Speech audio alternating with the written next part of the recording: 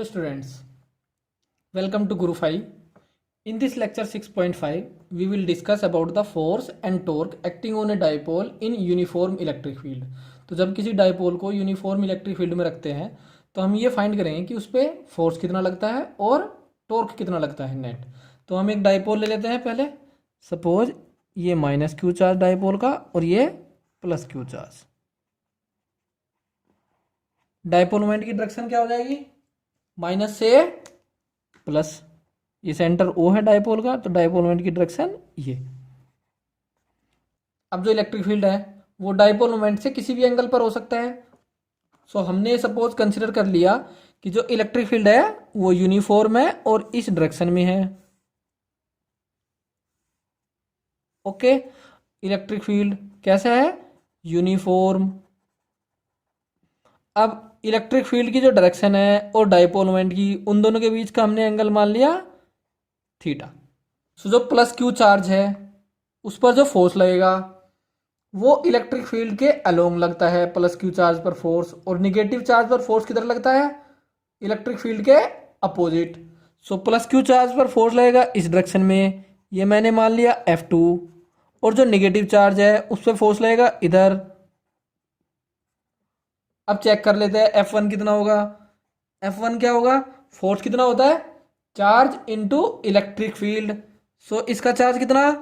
Q, और electric field E। Minus sign show कर रहा है कि डायरेक्शन क्या है? अपोजिट। ये क्या लिया हमने? मैग्नीट्यूड।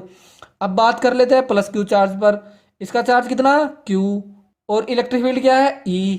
सो Q इंटू E, तो मैग्नीट्यूड दोनों फोर्स का क्या होगा? सेम, लेकिन दोनों की डायरेक्शन क्या है एक दूसरे के? अपोजिट। सो नेट फोर्स कितना हो जाएगा?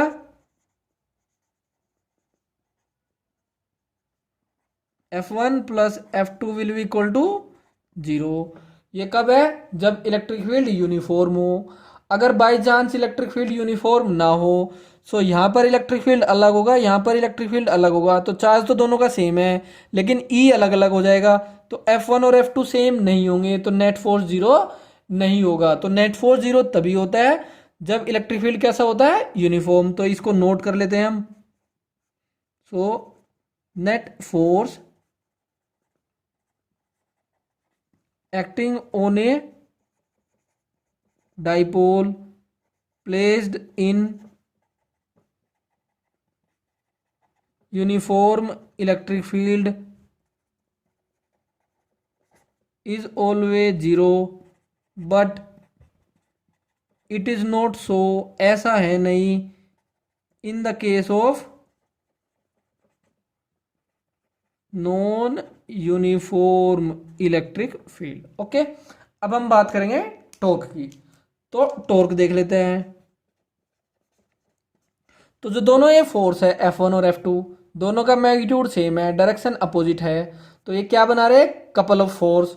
तो F1 and F2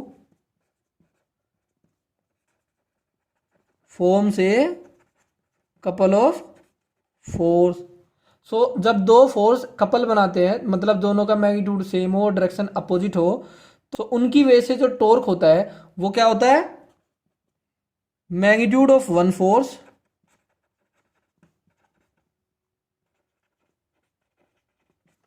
into perpendicular distance between them.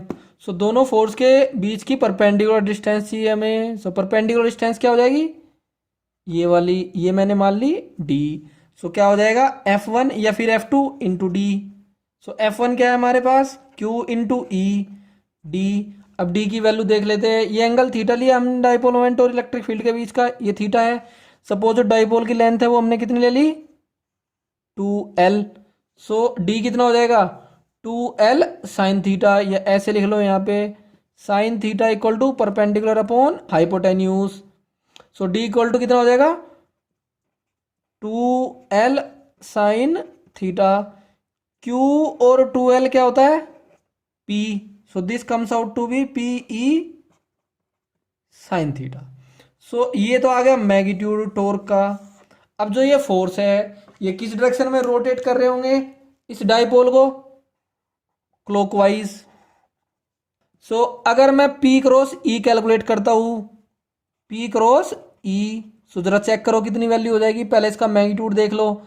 P E, इन दोनों के बीच के एंगल का साइन, पी और ई के बीच का एंगल कितना, थीटा, तो ये हो जाएगा साइन थीटा।